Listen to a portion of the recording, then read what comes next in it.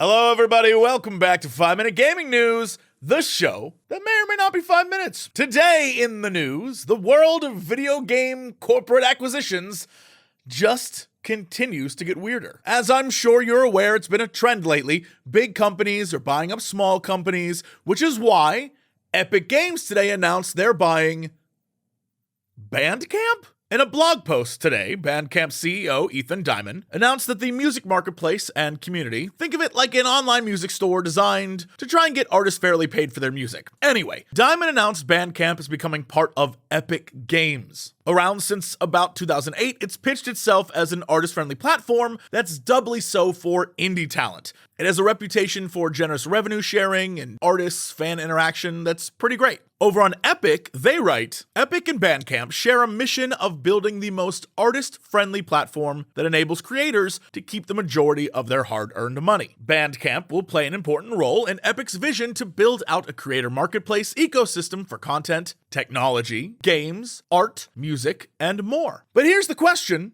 and we still don't have an answer for it. Why? What's the angle? Why are they doing this? I don't know that we have that answer yet. Could it be because Epic recently bought Harmonix? And maybe it's something to do with Rock Band? There's just a lot of questions and not a lot of answers.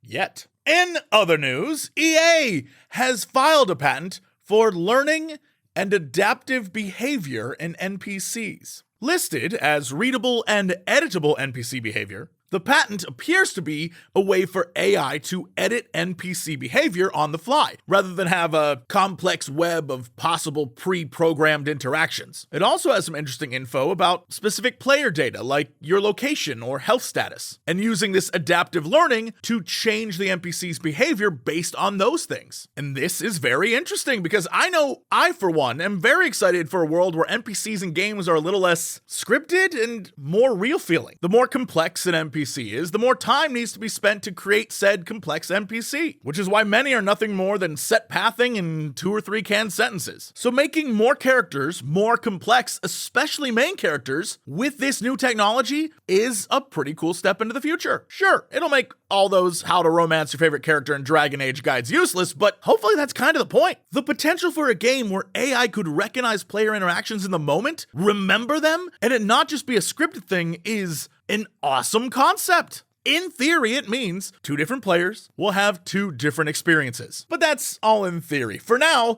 we wait to see what EA actually does with the tech.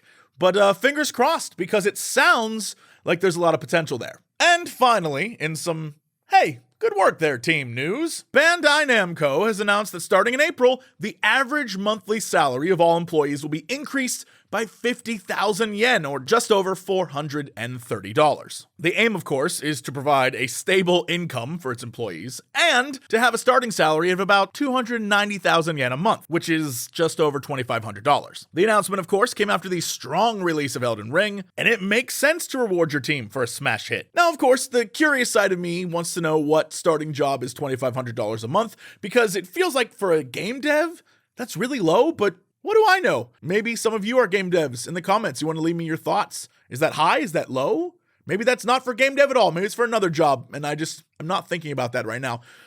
No clue, but I'd love to know what your thoughts are. Anyway, that's it for this episode. Thank you so much for all the likes and the comments, and hey, if you're sharing these, thank you for sharing. And all the other crazy things that YouTube, with the bells and the subscriptions and all that stuff. It means the world to me. Thank you. Also, thank you to everyone over at patreon.com/Jesse Cox. You make it so we can do stuff like this.